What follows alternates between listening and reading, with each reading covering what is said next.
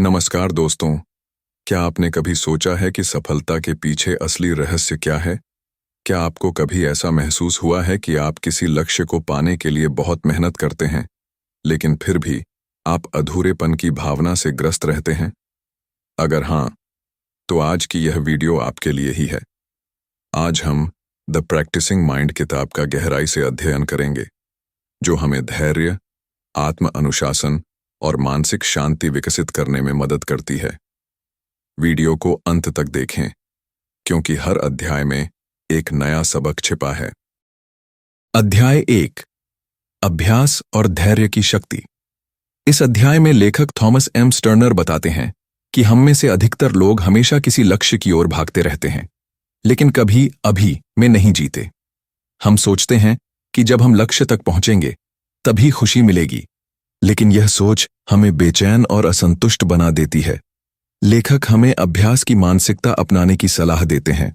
इसका अर्थ है कि हमें हर काम को एक अनुभव की तरह देखना चाहिए, न कि केवल एक परिणाम तक पहुंचने का माध्यम। जब हम किसी चीज में संपूर्ण ध्यान लगाते हैं और उसे धीरे धीरे सुधारते हैं, तो वह प्रक्रिया हमें अधिक आनंद देती है। अगर सफलता की कुंजी अभी में जीना है, तो हम इसे अपने जीवन में कैसे लागू कर सकते हैं? अध्याय 2, प्रक्रिया पर ध्यान देना, परिणाम पर नहीं। लेखक बताते हैं कि जब हम केवल अंतिम परिणाम के बारे में सोचते हैं, तो हम अधीर और हताश हो जाते हैं। इसके बजाय हमें प्रक्रिया को गले लगाना चाहिए। एक उदाहरण के रूप में, अगर कोई पियानो सीख रहा है, तो अगर वह केवल यह सोचता रहे कि कब वह एक अच्छा पियानो वादक बनेगा, तो वह अभ्यास का आनंद नहीं ले पाएगा। लेकिन अगर वह हर एक नोट और उंगलियों की हलचल पर ध्यान दे, तो उसे अभ्यास में ही संतोष मिलेगा। हम अपने रोजमर्रा के जीवन में प्रक्रिया को कैसे अपनाएं ताकि हम संतोष का अनुभव कर सकें? अध्याय 3, माइंडफुलनेस और आत्म जागरूकता। इस अध्याय में लेखक बताते हैं कि ध्यान और आत्म जागरूकता से हम अपने विचारों को नियंत्रित कर सकते हैं। जब हम सचेत रूप से अपने कार्यों पर ध्यान देते हैं, तो हमारा मन विचलित नहीं होता। लेखक साक्षी भाव, ऑब्जर्वर मोड को अपनाने की सलाह देते हैं, जिससे हम अपनी भावनाओं को बाहर से देख सकते हैं और अपने अंदर धैर्य विकसित कर सकते हैं। जब हमारा ध्यान भटकता है, तो हम उसे वापस केंद्रित करने के लिए कौन से व्यावहारिक कदम उठा सकते हैं? अध्याय 4, अभ्यास में स्थिरता कैसे बनाएं। इस अध्याय में बताया गया है कि जब हम किसी कौशल में सुधार करना चाहते हैं, तो हमें नियमितता बनाए रखनी होगी। लेकिन अक्सर हम प्रेरणा की कमी के कारण बीच में ही छोड़ देते हैं। लेखक स्मॉल विंस, छोटी जीत की रणनीति बताते हैं, जिसमें हमें अपने छोटे छोटे प्रयासों को पहचानना चाहिए और खुद को सराहना चाहिए। कैसे हम अपने दैनिक अभ्यास को एक स्थायी आदत में बदल सकते हैं? अध्याय 5, बाहरी दुनिया से प्रभावित न हो। हमारी मानसिक शांति तब प्रभावित होती है जब हम दूसरों की अपेक्षाओं के अनुसार जीते हैं। यह अध्याय हमें सिखाता है कि हमें अपने अंदरूनी विकास पर ध्यान देना चाहिए, न कि बाहरी तुलना पर। कैसे हम दूसरों की अपेक्षाओं से मुक्त होकर अपने असली उद्देश्य पर ध्यान केंद्रित कर सकते हैं? अध्याय 6, आत्म अनुशासन का निर्माण। इस अध्याय में बताया गया है कि अनुशासन ही सफलता की जड़ है। लेखक बताते हैं कि हमें अपने छोटे छोटे कार्यों में अनुशासन विकसित करना चाहिए, ताकि बड़ी चुनौतियों के लिए हम तैयार रहें। आत्म अनुशासन को विकसित करने के लिए कौन से छोटे अभ्यास किए जा सकते हैं? अध्याय 7, धैर्य और संतोष का विकास। जब हम किसी लक्ष्य की ओर बढ़ते हैं, तो अधीर हो जाना स्वाभाविक है। लेकिन लेखक बताते हैं कि धैर्य ही असली सफलता की कुंजी है। क्या हम धैर्य के अभ्यास से अपने जीवन में बदलाव ला सकते हैं? अध्याय 8, मानसिक बाधाओं को दूर करना। इस अध्याय में बताया गया है कि हम अक्सर अपनी नकारात्मक सोच और भय के कारण खुद को सीमित कर लेते हैं। हमें अपनी मानसिक बाधाओं को तोड़कर आगे बढ़ना होगा। कौन से मानसिक अवरोध हमें अपनी पूरी क्षमता तक पहुंचने से रोकते हैं? अध्याय 9, हर दिन एक नया अवसर। लेखक हमें याद दिलाते हैं कि हर दिन हमारे पास अपने लक्ष्यों के करीब जाने का एक नया अवसर होता है। हमें अतीत की गलतियों को छोड़कर वर्तमान में जीना सीखना होगा। हम हर दिन को एक नई शुरुआत की तरह कैसे देख सकते हैं? अध्याय 10 अंतिम निष्कर्ष और सुझाव किताब हमें सिखाती है कि असली सफलता और संतोष हमारी मानसिकता में छिपा है। अगर हम अभ्यास की मानसिकता को अपना लें तो हम जीवन के हर क्षेत्र में बेहतर बन सकते हैं। अंतिम सुझाव 1 हर कार्य में प्रक्रिया का आनंद लें, न कि केवल परिणाम पर ध्यान दें।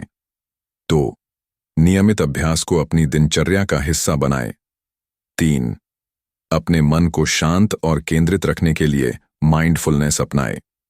4 बाहरी तुलना से बचें और अपने व्यक्तिगत विकास पर ध्यान दें। क्या आप आज से ही अभ्यास की मानसिकता अपनाने के लिए तैयार हैं? अध्याय 11 सकारात्मक मानसिकता विकसित करना।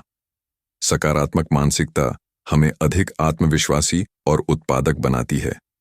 लेखक बताते हैं कि हम अपने नकारात्मक विचारों को कैसे नियंत्रित कर सकते हैं।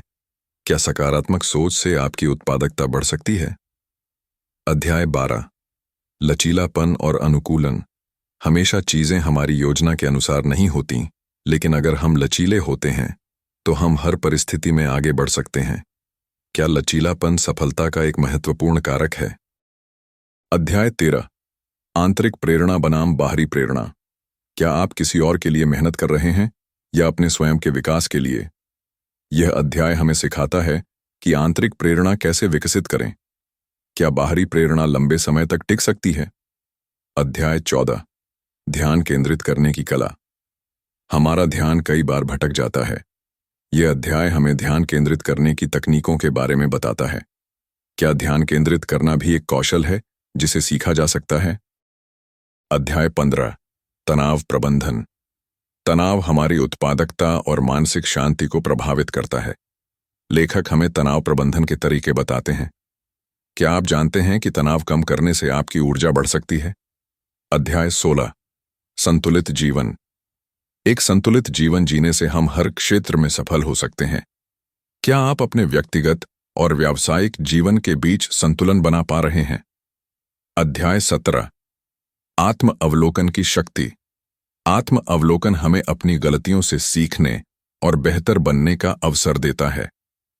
क्या आप जानते हैं कि आत्म अवलोकन आपकी सफलता को तेज कर सकता है? अध्याय 18 सही आदतें विकसित करना। हमारी आदतें हमारे भविष्य को निर्धारित करती हैं। लेखक हमें अच्छी आदतें विकसित करने के तरीके बताते हैं। क्या आपकी आदतें आपको आगे बढ़ा रही हैं या पीछे खींच रही हैं? अध्याय 19 आत्मनियंत्रण विकसित करना।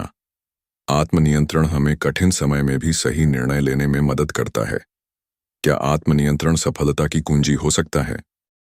अध्याय 20 ध्यान की निरंतरता बनाए रखना। अक्सर हम माइंडफुलनेस या ध्यान की शुरुआत तो करते हैं, लेकिन कुछ दिनों बाद उससे भटक जाते हैं। इस अध्याय में लेखक बताते हैं कि ध्यान को अभ्यास की तरह लें, एक ऐसी आदत जो समय के साथ गहरी होती है। क्या आप अपने माइंडफुलनेस अभ्यास को लंबे समय तक बनाए रख पा रहे हैं? अध्याय 21 सीखने की प्रक्रिया को अपनाना। हम हमेशा जानने पर जोर देते हैं, लेकिन लेखक कहते हैं कि सीखने की प्रक्रिया कहीं अधिक मूल्यवान है।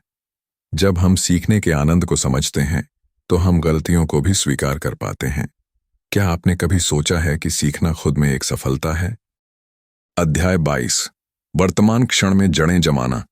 यह अध्याय हमें सिखाता है कि केवल अब ही हमारे पास है। जब हम वर्तमान क्षण में गहराई से उतरते हैं तो हम अधिक शांत और प्रभावशाली बनते हैं। क्या आप हर दिन कुछ मिनट सिर्फ वर्तमान क्षण में जीने के लिए निकालते हैं? अध्याय 23 परफेक्शनिज्म को छोड़ना। परफेक्ट बनने की चाह कई बार हमें आगे बढ़ने से रोकती है। लेखक बताते हैं कि प्रगति पर ध्यान देना परफेक्शन से बेहतर है। क्या परफेक्ट बनने की चाह ने कभी आपके आत्मविश्वास को कमजोर किया है?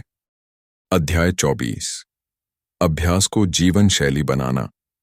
यह अंतिम नया अध्याय बताता है कि जब हम अभ्यास की भावना को जीवन शैली बना लेते हैं तो हर कार्य में हमें संतोष और उद्देश्य मिलता है। तब हमारा जीवन ही साधना बन जाता है। क्या आप अपने हर कार्य को एक अभ्यास के रूप में देख सकते हैं? अगर आपको यह वीडियो पसंद आया हो और आपने इससे कुछ नया सीखा हो तो वीडियो को लाइक करें ताकि हमें पता चले कि आपको ऐसा कंटेंट पसंद आ रहा है। अगर आप ऐसी ही और प्रेरणादायक और ज्ञानवर्धक वीडियो देखना चाहते हैं तो चैनल को सब्सक्राइब करें और बेल आइकन दबाएं ताकि आपको हमारी हर नई वीडियो की नोटिफिकेशन सबसे पहले मिले। क्या आपके दोस्तों और परिवार को भी यह सीख जाननी चाहिए? अगर हाँ, तो इस वीडियो को शेयर करें और कमेंट में हमें बताएं कि आपके लिए इस अध्याय की सबसे महत्वपूर्ण सीख क्या रही। धन्यवाद।